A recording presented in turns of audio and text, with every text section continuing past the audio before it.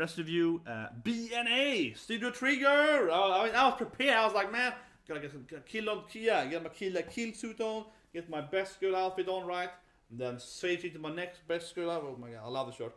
This actually really weird too, because this shirt, it feels so damn good, okay? I haven't said it yet, but like this one, it feels fine, right? And it's a nice 021 and so on. I like this one because it's like, 02 is sitting here, that the shadow, is covering the shirt. I love the design of it, yeah. But this one here, I don't know what is made, why it's so different. So I bought it for the same person, and it just feels fantastic. The thickness of the clothing. I don't know what it feels like. It's like a soft embrace around you. It's like someone's hugging you. I'm serious. This one, it's fantastic, magically good, whatever. But it's fantastic. This kill shirt. It feels so good. It's some weird reason. Great review so far, I feel. No, but I don't get it. This one is, it feels okay. But this one's like, I think it's much thicker. I think whatever what it is, but it feels amazing.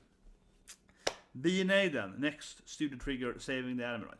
I mean, it clearly has the Studio Trigger main thing, right? Which is, I mean, we see this like, oh, come here, furry animal paradise, everyone's gonna be happy, woo! And then it's like, yeah, you take care of it. And then we see Uriah, right? It's like, take care of the business, yes, yeah. So I mean, it definitely has the trigger elements where, oh yeah, this person is saving everyone, but it has to kind of like, evil, manipulative plan on the side, right, or whatever. Or they're working with the evil government or the evil aliens or something evil, right? Yeah, something evil.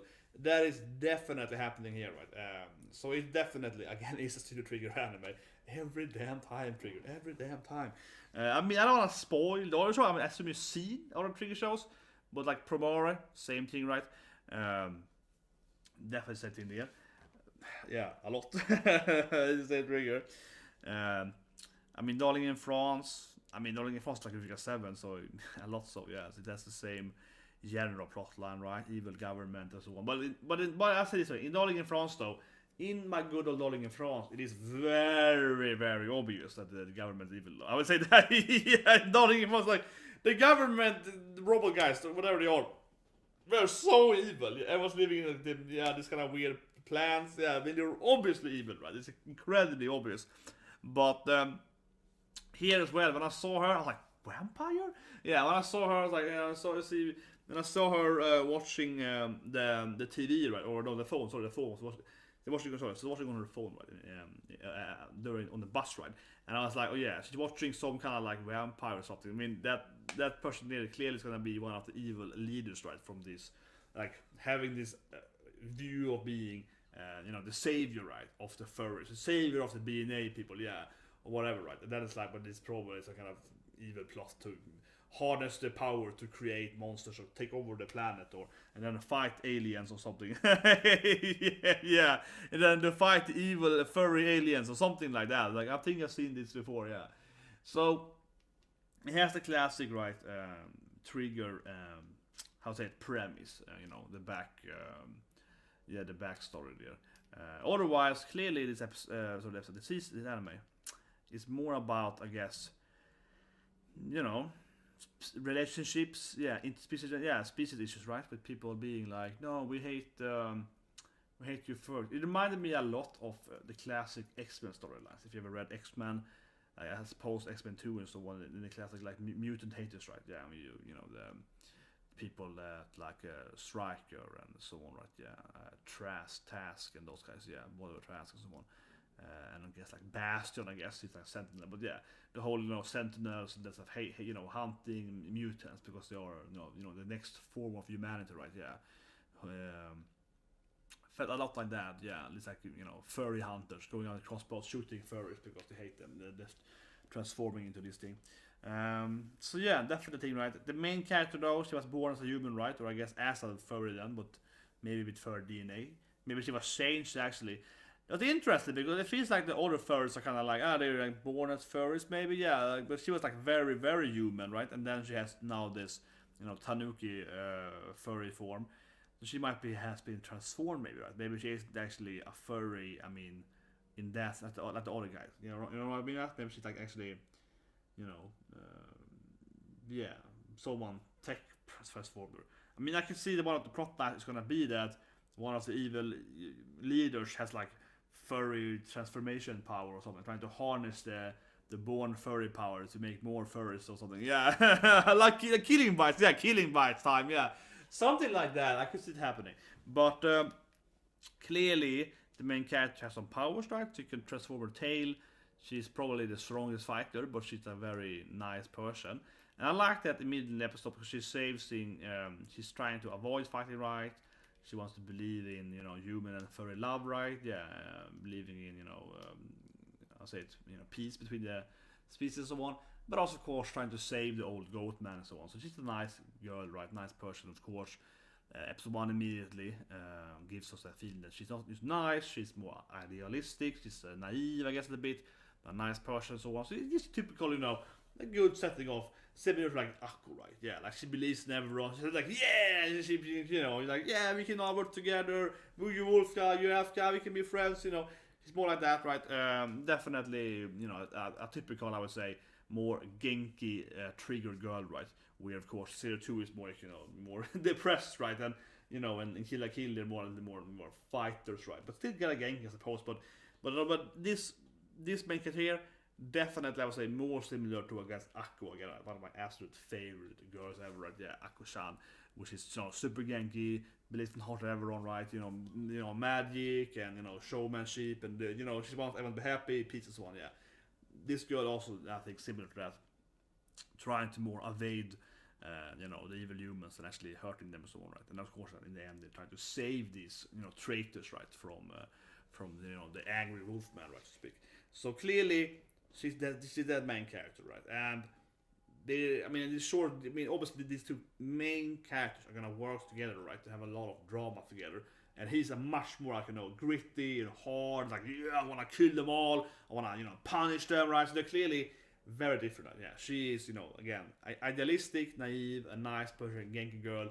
He's more like she just murder everyone, so I guess. But yeah, so they're clearly gonna have to butt heads with that, right? And then eventually have some kind of understanding, or at least they're gonna work together, right, to fight and save the planet from probably aliens or other extraterrestrial dimensional affairs or something that's gonna appear later. Yeah, definitely. But yeah, good episode 1.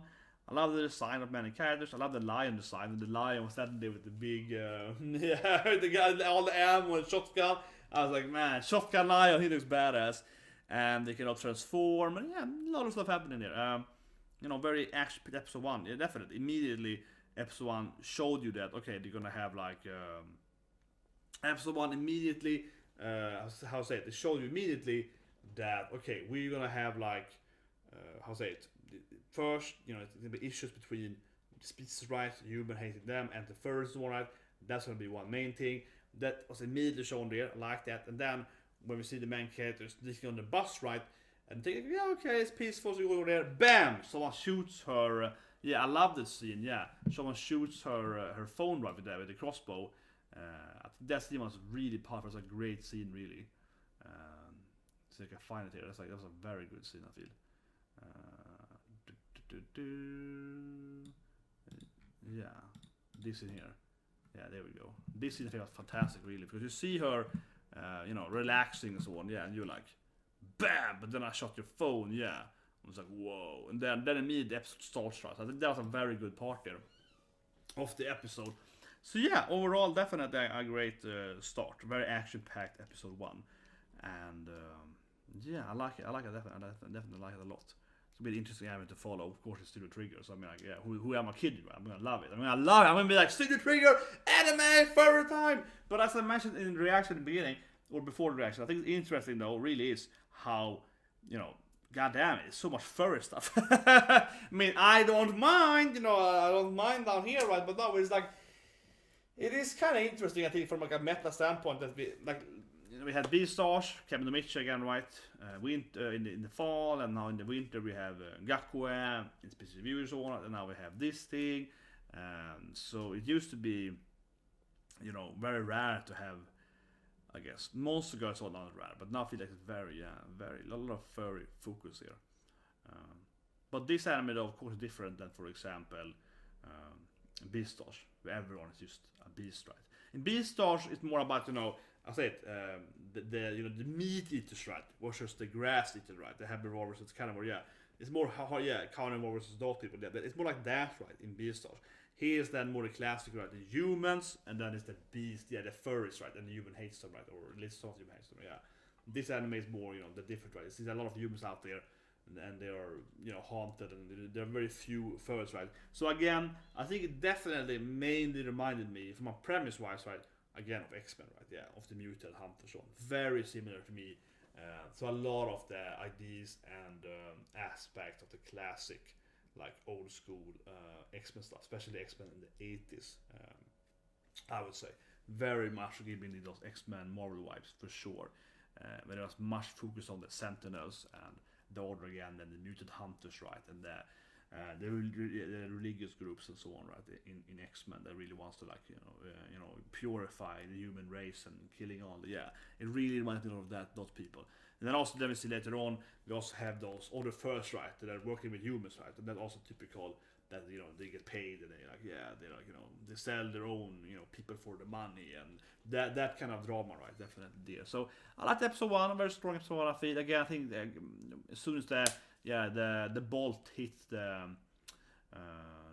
phone, I was like, whoa, here it starts, now it's trigger. And this is called bolt. Is there arrow before? Because obviously I crossbow shoot bolts, so shoot arrows. But anyway, that's the review. Hope you like the review and reaction to that.